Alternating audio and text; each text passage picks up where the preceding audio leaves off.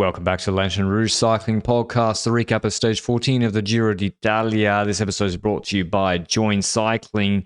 Would they be under pressure with the GC time gap changes today?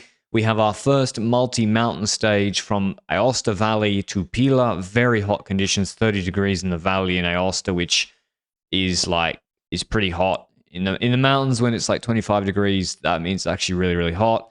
It's very exposed. And we've got a lot of pollen in the air, which we'll talk about. We've got the birds are singing, the bees are chirping, and yeah, it's just a beautiful pre-summer's day, I suppose. Some riders don't like that, though. Some riders are better in the shitty conditions, which we had in week one. Before the stage, Vingegaard was hiding nothing, Benji, and he's done this a few times. He just comes out in the pre-race interview and says, "Yeah, we're doing this today." I'd like to report a crime, Patrick. I think that Jonas listened to the podcast yesterday, saw that you predicted Jonas Vingegaard and thought to himself, let me fuck Benji over. Oh, you're going to work that way? Yeah, I think it works that way. Yeah, not the other way around. We are not playing... as in you help with the plan. No. The plan is based on the opposite of my picks on the podcast. It's based on me winning the LRCP predictions contest. So I'm like, all right, Rex, you help Scaroni get in this break. Which that was not happening today, by the way. No, but you are right. Like, you are playing this game a little bit with one hand tied behind your back, but nonetheless, you still beat me most of the time. It's also not that deep. It's not that deep. You still beat me most of the time, so what does that say? I will happily don the dinosaur suit. By the way, did we ever explain that the loser has to wear a dinosaur suit? Well, I mean, yeah, Ruth just made up. Well, sort of, I gave a little bit of agreement that we had to do some sort of, funny punishment at the end. And then it was like, you're wearing a T-Rex dinosaur suit, the loser on the podcast. So we'll have to procure that. Mrs. Rouge is onto it. We'll look what's on Amazon. And then, yeah, we'll have that. We'll have that for the loser. But I think today it won't be being ordered to Andorra. Okay.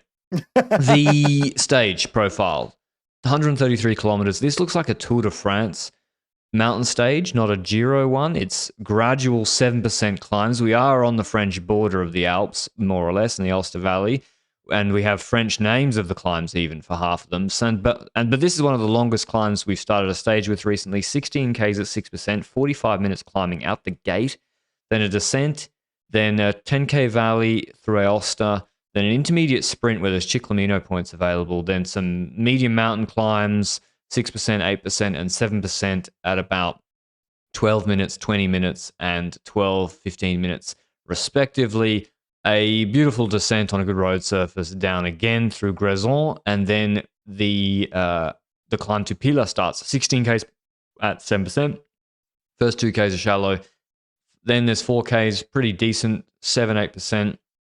Then there's levels off for a little bit. Then at 5 Ks, there's the steepest kilometer, about 9%. That's probably where an attack should be well placed. It's a classic, Tour de France alpine climb. And what did Vingegaard say before the stage, Benji? That today is D-Day, that he wants to win the stage, is what I assumed. I actually didn't check the interview, but that's what was sent to me by commentators and people that were listening to the interview themselves. But to be honest, even without the interview, Patrick, it became pretty clear early on in the race because I was looking at how the stage evolved. We had the flag drop at the start, and you said it before, a massive climb directly from the start means that breakaway formation is going to be pretty intriguing, and it kind of was pretty straightforward because we had Visma come to the front of the peloton and set a controlling tempo, and at the same time, a billion riders tried to attack into the breakaway. But the tempo of Visma was so significant in that breakaway control in this first climb by, I think, Timo Kilik on that first climb, that the gap was never exploding to an insane amount on the first climb alone, which means you still have all the other riders except for Kilik in the team then to control the rest of the stage, which is not the longest stage to control. It's a pretty hard one in terms of climbs, though. I gave up on my Ciccone pick 10 minutes into the race, I'll be honest. I think it was the Jouplan, it was the Visma 2023 Tour de France mountain train style strategy where you just don't manage break formation at all. You just let anyone who wants to be in the break go in the break. And then that happened and the break almost got confused. I swear the break got confused. They were like, We've been fighting for 2 hours to get in the break for 2 weeks. Visma don't react on anyone. 30 guys go up the road, and then they're like, and then Visma just keep riding at like they're losing a second per kilometer maybe, or they're riding at a good tempo, and they're like, well, now who's gonna push the brake now? And the answer was young Kristen, and I can't defend him here. I tried to find an angle. I can't defend my boy here, except that it was entertaining. He basically does 45 minutes full gas at the front of the peloton, whilst Movistar have 5 riders. Movistar's whole team is in the break with Malaysia and Juanpe for Mas or Rubio, don't know which. Patrick, 40 chess. No. Thinking out of the box here. No. Is there a world in which Mr. Kristen thought to himself, if I expand the gap on this first climb as much as possible, maybe Visma thinks to themselves, a minute 45? Let's stop controlling for the stage win and let's go into defensive controlling instead. Huge stretch. Or it keeps the brake moving at a good clip because no one was pacing the brake, so then Movistar are forced to take responsibility. The flaw in that is that Arrieta and Narvaez were chasing him and pacing. Yeah. And so then I was like, okay, because I understand it's a great strategy when you have space. When you have space from the peloton, your 2 guys can sit in. It's conventional tactics, but yeah, it was too early there, and it's a hot day, and the brake is going to suffer. Visma use Kielich, they get him over that climb, and then onto the descent. Into the valley, it was only 140 over that climb, which I was surprised by how that was quite tight. In the valley, though, the gap explodes. So Q365 start to shred. They got Delax, De La Cruz in the breakaway. He's only on 6 minutes 40. Yep. They've got Donovan and maybe Zukowski. He's been good, sneaky good, Zukowski, this Giro. Yeah, rouleur type that can also climb relatively okay. I mean, he's made this break and then pulled on. Yeah. Did you find it funny how Vanderlei took the KOM from Kristen? As in, Kristen climbed the entire climb at the front end and Vanderlei sniped it on the finish line? I mean, why can't he do that? I think it's perfectly fine. Why didn't Ciccone go for those KOM points? That was a category 1, wasn't it? It was a category 1, but on the other end, if you're Ciccone, then you're not just thinking about KOM, you're also thinking about the stage, and maybe he later in the stage realized, okay, this break definitely ain't making it, and then you fall back onto KOM. So maybe that's how I perceive the Ciccone action on today's stage. But you said it, 22-ish riders, 23 riders in this breakaway. Movistar with 4 riders, Juanpe Lopez, Mas Milesi, Rubio. You said the Q36.5 team already. Next to Christian Arrieta and Narvaez in a breakaway. Coulthard and Leknesund, so 2 riders from UNOX, and that will be important. Ciccone, as I said in this, Garofoli was funny in the Valley because there was an intermediate sprint for intermediate sprint points, so the points classification. And Narvaez is clearly going for intermediate sprint points. I don't know whether it's an actual like bid to win it or a bid to stay second in case Meunier gets in trouble or something throughout this Grand Tour. Both is a valid strategy, but Garofoli tried to like snipe it last minute, and Narvaez just yodeled by him like hydrogen bomb versus cuffing baby. Yeah, Narvaez just too. I don't know what Garofoli was supposed to do, like really. And because also that was Narvaez's finish line. I don't think he's smart as well. He was like, this break ain't winning. I'll take the points and I'll just roll in. And yeah, Arrieta was the best climber for UAE in the breakaway. We get to the Dues climb. I don't know how to pronounce that, whether it's a French or Italian word. Sounds like an Albanian village, no? Yeah, it does. Duresh? Duresh is indeed Duresh etymology. It is. Okay. It's French. I don't know. We'll move on. Legnesund, I think, makes a mistake here. He starts just shredding this climb, and we are on the second climb of the day, basically. We're still 70, 80 Ks from the finish, 2.5 hours from the finish. He's the last tug buddy for Coulthard. He's a versatile rouleur tug buddy for Coulthard. He's in good shape. He drops the whole break. It's too hard. It's better if he pulled 20 seconds slower and did another climb later.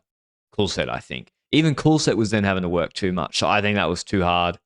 Also, because they weren't going to get caught there. I still don't think it makes a difference, but there was an absence then for the descents to follow and the valleys. There was an absence of rouleurs except for Mark Donovan. He had a massive shift today for Q365 for De La Cruz. So he was like the only other helper left.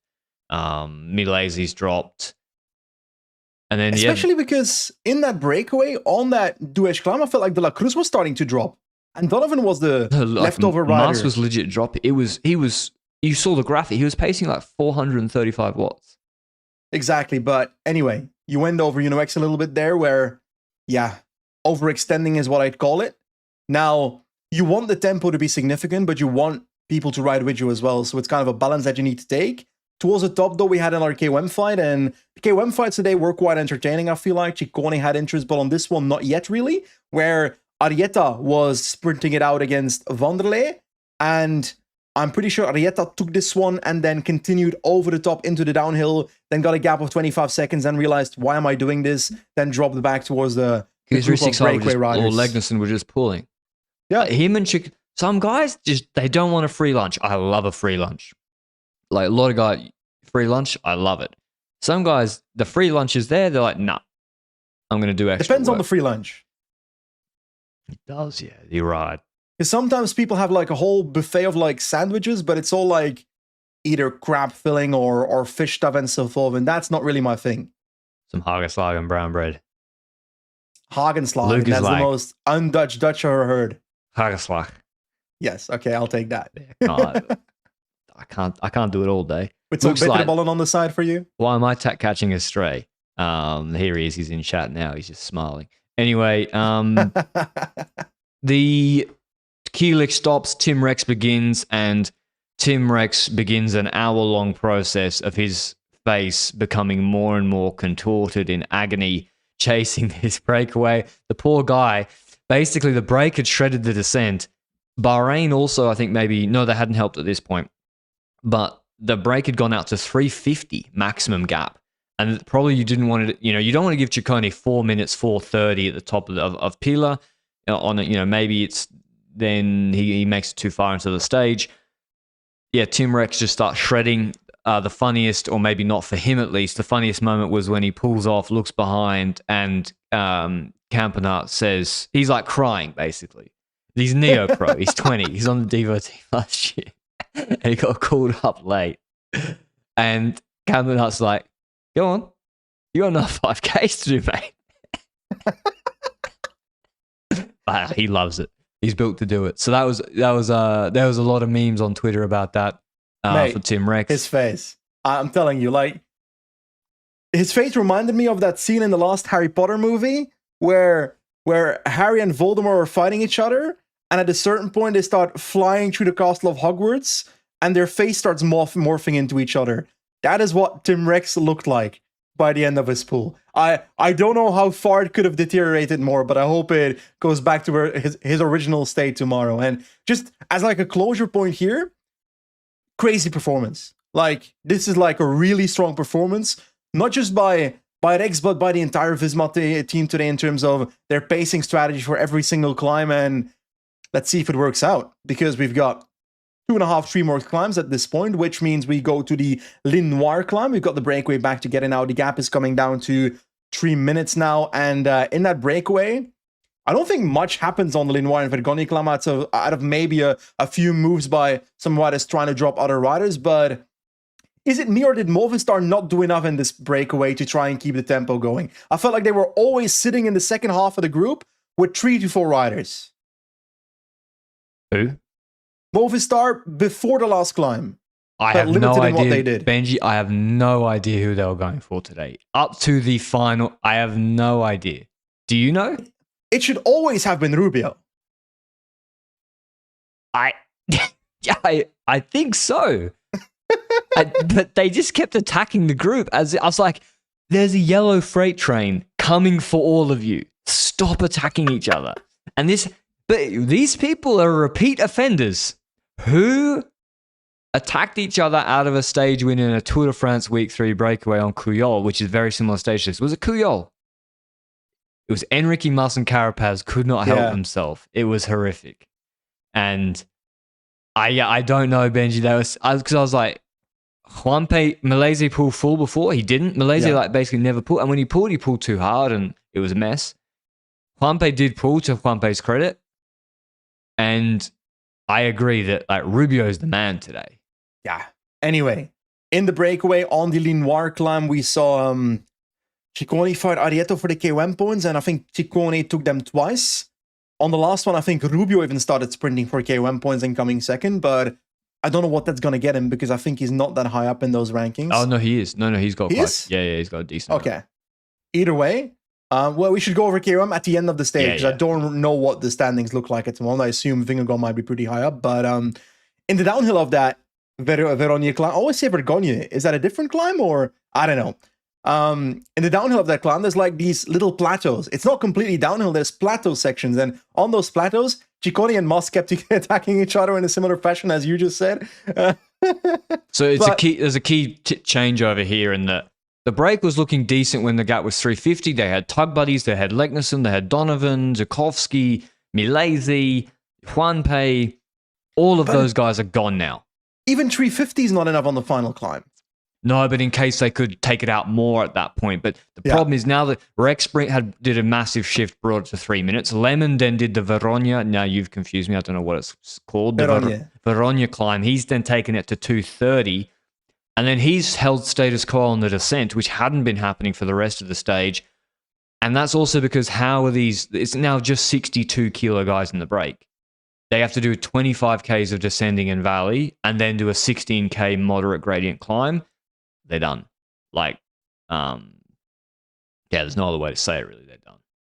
They're done. And someone who also looked a bit done at the top of the Verogna climb was Afonso Eulalia, who was in the wheel of Jonas Vingegaard. And then in the last 2 kilometers of the climb, he moved towards the last position in the group and looked to be struggling. Some Portuguese people on Twitter said that he was just getting ice from the team car, but that makes no sense to me because Caruso was still there. So he should be getting the ice for Afonso Eulalia there. Anyway, looked to me like he was struggling. We'll see if that was the case on the final climb. But then we keep on pacing. I think Bart Lemon had taken over in the meanwhile by Tim Rex. We were cruising towards the final climb, the Pila climb, and the gap was down to 2 minutes by the time that climb started. So like you said, breakaway is done for. We still have lots of attacks in that breakaway though, where Rubio accelerates twice, Ciccone, Vlasov here, then Pouls follow. Pouls kept on yo-yoing off the back of that, then countered the group, the others followed, but I think the last attack we got to mention is when the gap was like 10 seconds to the GC favorites, Ciccone goes on like a thermonuclear attack. Rubio follows with ease. What's the point here? That's what I mean. Like Movistar and Ciccone just decided they were going to ride each other out of the break today. And then also like Leknesson didn't help matters, I don't think, by putting everyone on the limit with 2.5 hours left. So I don't think the break could have won today, frankly. But they gave themselves really no chance. And they just had to do way more work, way more accelerations, way more pulling is just too hard for them. And indeed, the order it was Lemon, then Campenarts. We see Mühlberger. Gregor Mühlberger has been unreal this Giro. Again today, puts in a shift for Felix Gold. I mean, it doesn't make that big a difference. I think for Gold, mentally, it helps quite a lot. He's there deep into like the last 8 guys. We see Pellizzari was doing a Del Toro today. Today he did the Del Toro gimmick. Yeah, for sure. Like Pellizzari's been riding at the back of the peloton for the last 2.5 days to the point that halfway the stage I thought to myself, this guy's going to crumble on the final climb. Because it felt like he was not just at the back, also struggling a bit at the back. But seemingly that was not the case because on this final climb, he stayed at the back of the group. Well, he was just never actually on a gap. While others were dropping, yeah, maybe every now and then he had to pass a rider that was dropping and therefore was on a gap, but that's a whole different thing, of course. He stayed in last position while others were dropping and did so until the last 6-ish riders. We'll get to that in a second. But like you probably already mentioned, Caruso, G, O'Connor, Eulalia dropping with about 8.5 kilometers on this climb, but G felt initially like he was spacing it really well. I've not seen the results page, so I don't know whether the outcome was a well-paced result. It's actually not a good performance. Oh, Either way, 6.7 kilometers to go, Patrick. Davide Piganzoli takes over. Gap is down to, well, ignore the breakaway. They're not caught at this point, but we've said that they're a waste already, so ignore that. This is where Mühlberger drops from the GC group. Bernal was still there, which also crazy performance today. Bernal was good. And I think Piganzoli pulls for about 1.5 kilometers before he catches that breakaway. Then Jonas talks into the radio. And this is where Pellizzari gets gapped for the first time. Then there's still 700 meters of Piganzoli pushing harder and harder to eventually launch it. But when Davide Piganzoli stops his pull, Patrick, when he stops his launching of Jonas Vingegaard, there's only 2 riders left in his wheel. Yeah, Vingegaard and Felix Gall. Hindley had released, Aronsman had let go, and so they'd all started to do their own pace. And I think Bora, what's his name? The German Christian Palmer? He actually said because he gave an interview with Benson last week, and he said, I'm not going to talk about team tactics. And then before the stage today, he basically said, we're going to do the Von 2 tactics of 2 leaders on this climb. Yep. So that also suggests that Pellizzari's fine. You don't say that if you know he's going to drop because he's sick. And Bora were doing that. So Bora responded to no pacing or no attacking. They kept themselves together. They then got together. And yeah, Vingegaard goes clear. Gall doesn't respond. Vingegaard looks really under control compared to Blockhouse, I would say. And he just progressively takes a gap out to Gall. Piganzoli eventually drops from Gall. And we see that the Boras have got together. They attack Aronsman, drop him.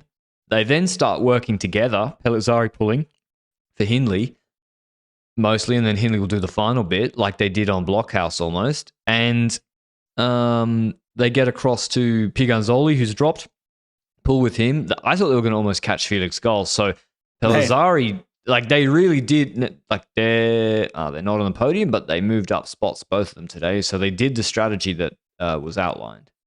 Definitely a strong ride for Red Bull Bora Hansgrohe, and I think the outcome is something they'll be happy with. But when Piganzoli was still with Gall, I swear there was a moment where Gall looked back and was like, fucking hell. There's a Piganzoli in my wheel. No, there's nothing more demotivating than the domestique that just launched your competitor still being in your wheel while you're supposed to be trying to catch that competitor. Nothing more demotivating than that. But Jonas just kept riding away 10 seconds, 20 seconds, 30 seconds, 40 seconds, etc. towards the finish line and wins on Pila. So Giro d'Italia was already over in terms of the victory, but now it's over. But I'm so intrigued by the podium battle and also the white jersey battle, because it's not just Pellizzari and Eulalia. Piganzoli, Patrick. Is Jonas going to pull Piganzoli to the white jersey next week? Well, he does have to stay close in case there's a mechanical. So let's do the revised GC rankings and also our join read. Vingegaard goes into the pink jersey for the first time this race, 2 minutes 26 ahead of Alfonso Eulalia. So I would say, let me do the full stage. My apologies. Vingegaard by Hindley on 58 seconds. He kicks away like on Blockhouse from Pellizzari. Piganzoli fourth on 103, just ahead of Pellizzari. Aronsman 123. You probably hope for more. Stora 135, good performance. Wout pulls from the break, 208 with Jan Hirt from the break, Rubio from the break, Bernal. So Bernal was the 7th best GC rider today. That is an improvement. Derek G. West 224, Rondell 230, Alfonso Eulalia 249 rather, O'Connor 255. And then Harper is the last of the top 10 on 406. Belocchi lost 736. So big changes today. Vingegaard goes into first by 226. And if you don't know, the bigger the GC gap, the bigger your savings. You can get up to 60% off from Join Cycling during the Giro d'Italia. The Giro is heating up. Join has flipped the idea of the smaller the GC gaps, the bigger the tension. Now it's the opposite with this Join deal for all of you. The bigger the GC gap, the bigger your savings. And if you've listened to us before, you'll know Join isn't just another training app. It builds adaptive training plans around you, your goals, available time, fatigue, and how your body's actually responding. So at the moment, the gap, 226 to Eulalia, that's going to expand. Yep. So it's right now, it's 30%. Another 10 seconds and Eulalia cracking, it goes to 40%. Do we reckon Vingegaard can put another minute 10 on goal? Yes. Yeah. But if I'm wrong, then you got to pull the trigger soon. If you're wrong, you got to lock it in at a 30% discount now. So yeah, that's the join deal at the moment. Maybe you want to pull the trigger. Maybe you think Vingegaard will start cruising and preparing for the Tour de France. Vergol's into third on 250. He takes back the podium from Aronsman. So he's 13 seconds ahead of Aronsman, who's on 303. Hindley moves into fifth on 343. So he is right now 57 or 53 seconds off the podium. Pellizzari moves up 3 spots, 422. He is 1 minute 32 off the podium. Storer stays where he is in 7th on 446. O'Connor drops 3 spots to 522. G drops a spot, 541. Piganzoli moves into the top 10 on 613. Harper drops out of the top 10. Piganzoli definitely could have top 5 this race. I know you heard it's like he could have podiumed this. He could have won this if Jonas supported him, is in your head right now. But could Felix Gall have dropped him today? He could have top 5th. Gall could have dropped Piganzoli. If Piganzoli doesn't do the pull for Jonas, I'm not sure about that. I don't think so. Yeah. But on maybe in the first week, there was a day where Gall definitely could have dropped him. Yeah, but if Piganzoli was the leader on that Potenza stage, I would have gone ape shit because he's like wet descending buff. The time trial is a big problem, though. Yeah, he lost. He didn't. Oh, did he hold serve with goal on the time trial? That's not saying much. He was 4 minutes 12 behind, so that is. No, that's the wrong page. Was he 4 minutes 12 behind? That sounds a lot. I don't know. 4 minutes 12? 4 minutes 12 behind, yes. But that's compared to Ghana, of course, eh? Yeah. About 1 minute and 3 seconds to Jonas Vingegaard. Yeah, but ahead of goal. Ahead of goal. Yeah. So they're all shit at time trial, is what we're saying. Goal was much better than him on Blockhouse, I think. I know he pulled for Vingegaard, but yeah, goal was pretty good on Blockhouse. So that was on one end, it's quite an interesting dynamic here because on one end we can say, we knew Jonas Vingegaard was going to win the Giro d'Italia from before the Giro already started. So, the fight for first is a little bit boring, that kind of vibe. But on the other hand, if Jonas wasn't here, we'd be seeing Felix Gall fighting it out against Piganzoli, Pellizzari and Hindley for the Maglia Rosa. And Aronsman. Which would have been a fun battle, but not the most memorable winner. I don't know. That's the thing. Like, you can't see watts per kilo. I think it would have, in theory, it would have been better racing. On the other hand, maybe they're just defensive and don't do anything. That 2022? That's off. What can happen is that then, okay, yeah, are they actually going to do anything? Was it 22, Hindley? Yeah, that was Hindley. They were all really tight to each other. That was not the greatest Grand Tour. I'm more 23, nothing happened. Until the last day, right? That's Lusari Roglic? Or am I thinking Yeah, until the wrong? TT. That was the Roglic TT. But yeah, like nothing happened. But yeah, big win for Vingegaard. Seemed pretty under control. He's now got a decent gap in GC. And I think the battle, as Benji says, is between Gall protecting his third, Eulalio trying to just not lose time, pace himself, and maybe protect White. And Aronsman and Bora are looking at those podium spots, and they're hungry for it. Yeah, especially because, I'm sorry, but Eulalio's not going to stay on that second position, not on that third position either. Eulalio would most likely, I'm still saying, finish somewhere between P6 and P10. Yeah, I think 7th to 9th. That's still a fantastic Giro d'Italia for Eulalio. So, we shouldn't look at that and say, that's a shit result. Not at all. That's fantastic, great. First Grand Tour GC result after jumping in a breakaway in week 1. So, that's a great outcome there. Now, when it comes to the others, it's a bit difficult to see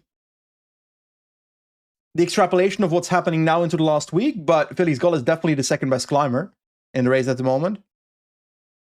I also expect that to be the same on the last couple of mountain stages. He's really benefiting from the way Visma have set up these mountain finishes.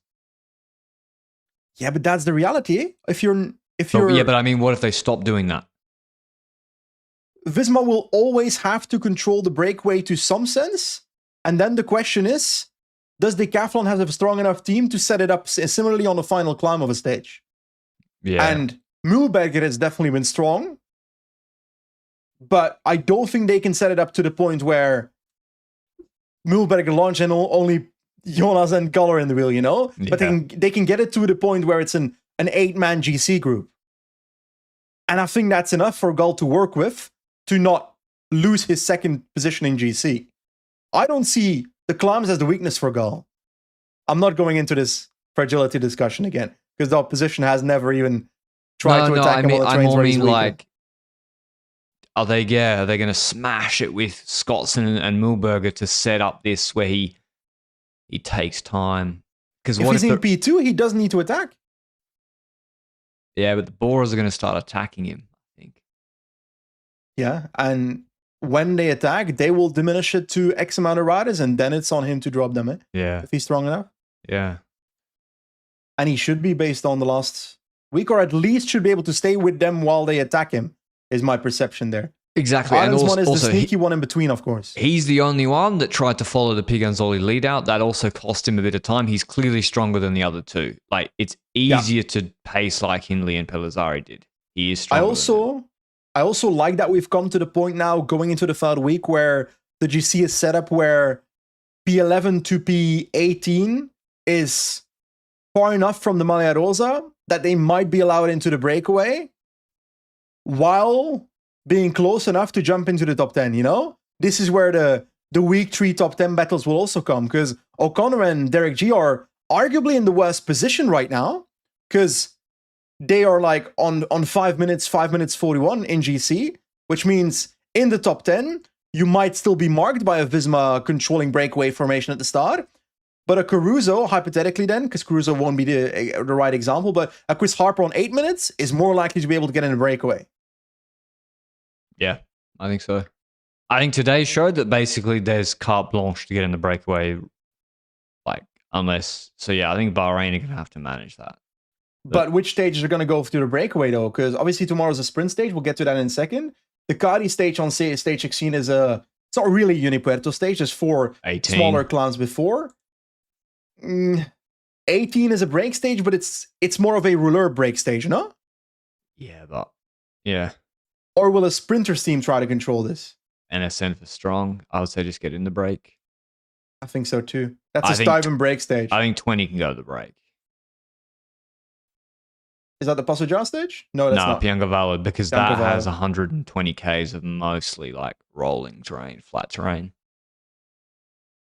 So the tug buddies like Milesi can make a big difference there. I can't wait for the Passo Ggiaro stage. I hope it's a... The reality is that Visma probably has the strength to just control that stage and make it quote-unquote boring for GC. But I'd love an all-out move on the Passo Ggiaro. That would be so epic. And I hope Bora dares to do it. Piganzoli for what? Free Piganzoli. You're in the spot to do it. Dude, imagine if Fiorelli was here too. Okay, we'll stop it there. We'll stop it there. Yeah. I mean, yeah. Ciclamino's already a good enough battle. Tomorrow's stage. Sorry, go on. You do it. Voghera to Milan. It's got, I think, 4 or 5 circuit laps of Milan. It's on a Sunday, a flat sprint stage. My pick for this is Jonathan Milan before you slot him in. But what do you think of a sprint stage like this on a Sunday? I like it because I need to train for my race, and I'll do this as a challenge. So selfishly, you love it. Yeah, but I can't imagine viewership-wise on TV, this is the best commercial move. But they had to have a stage in Milan, and they had to then have it when it was possible to shut down the streets in the city. And so here we are, Sunday stage, flat sprint stage in Milan. Yeah, I agree. Could you not have also had a nice little break stage by doing the hills and... Is a break stage much better than a sprint stage? The medium mountains north of here are not far. Is a 4th Narvaez breakaway stage win better than I want to see right now Magnier and Milan side by side sprinting. I agree. On that's a what I want to see. straight road without any shitty obstacles. That's what I want. Is it a straight road? Who knows? Probably not. And throw Groenewegen into the mix there too. I'm picking Magnier. I think he survived surprisingly long on the first climb today. That shows good recovery to me. So I think I'm going with Magnier. I'm going for Jonathan Milan. That's a take there. But I'd also love to see a Groenewegen stage win, to be honest, because I think the first day that we saw a Rockets rider outside of Groenewegen being competitive for something was today. Wout Poels in that breakaway. And Yeah. it was a breakaway that wasn't going to win the stage, but he was on TV at least, which I've been a bit disappointed, like Matthias Kopecky and Kubic and Sefov in their ability to join breakaways on different stages, though. But, okay. Okay, Patrick. That's all right. I enjoyed the podium battle today, I won't lie. Yeah, I do wish like they need to show the Bora lads rolling, because on Ventoux they rarely showed Only, poor guy, getting rolled, but that right now is quite entertaining. So that's what we need to see. Sorry, on that, what do you make of Aronsson not doing interviews? It seems, why is that a big story? I wouldn't do them. I'd probably be barred from them because I just say something stupid every day. Most likely, yes. Yeah. I've got two angles on this. I think on one end, the riders should be able to not do interviews if they don't feel like it. But on the other end, I do understand that the sport of cycling is an entertainment product. And it is objectively worse for the sport if riders wouldn't do interviews as a whole. You know? Yeah. So I think there's two angles to it. I won't lie, I don't think Arensman is the most interesting rider to begin with. So I'm not looking for interviews of Arensman in the morning. He's on our Peloton on Reddit, like posting stuff. Like, yeah, but like, I think he's a nice guy off the bike, etc. I'm just like, I don't think I've seen an interview from Arensman in the last 2 years where I was like, awesome. Yeah, but that's the majority of rider cycling interviews. Yeah, that's true. Which interviews do I like? Mohoric Tour de France one? Yeah, but who did a good interview this year? Van Aert's Roubaix interview was good, mainly because I started crying. And then Poggy sometimes. In the Tour, when Poggy's a bit riled up, he gives a good interview. Remco on LRCP? Yeah, but I mean, fucking mosquito in here. All right, I got to go. It's mosquito. Oh, no, it's not mosquito. What do you mean, gotta go? What do you mean? I was going to ask you two important questions. Sorry, girl, yeah. Question one. I saw a lot of pollen on the road today. What do you think about pollen? Yeah, well, I was discussing this with Luke, like I knew before the pod, there is a lot of pollen here in Andorra as well as a heat wave. Is that affecting the riders? And I was like, yeah, but it doesn't affect me normally because, it's like woke nonsense to be allergic. And then I realized, like, is it? Like, is it an indication? What do you mean, is it an indication? Of totale assurdità del woke that you have. And then I realized that, like, so you're saying that people who have hay fever are woke? But then I don't think Cancellara had it, and I don't think he is. So, and Bettiol, I think he had hay fever sometimes. Did he not? I don't fucking know. Bettiol said, by the way, speaking of rider interviews, he gave a good one. He said that he is one of the last romantics, and he doesn't care about what's races to feeling. So yeah, good on him. I'm happy for him. I'm very happy for him. Also, Bulbasaur, Squirtle, or Charmander? Charmander, not even close, dude. Okay, I've called my first Weedle today. Close. I mean, anyone that takes, like, Bulbasaur's a crazy pick. Just crazy. It's a big Bulbasaur. I agree. Like, Venusaur is a cool guy, but Charizard is fucking amazing. Exactly. And also at the start of the game, you're mostly encountering grass Pokemon. You can fuck them up with fire. Exactly. I literally just told you, I caught a Weedle today. Yeah. I had to be careful not to kill him to be able to catch him. Exactly. Like Ember's too strong. You got to do quick attack or tackle. So, thanks for listening as always. We'll see you with the sprint in Milan tomorrow. Until then, thank you. Ciao, ciao.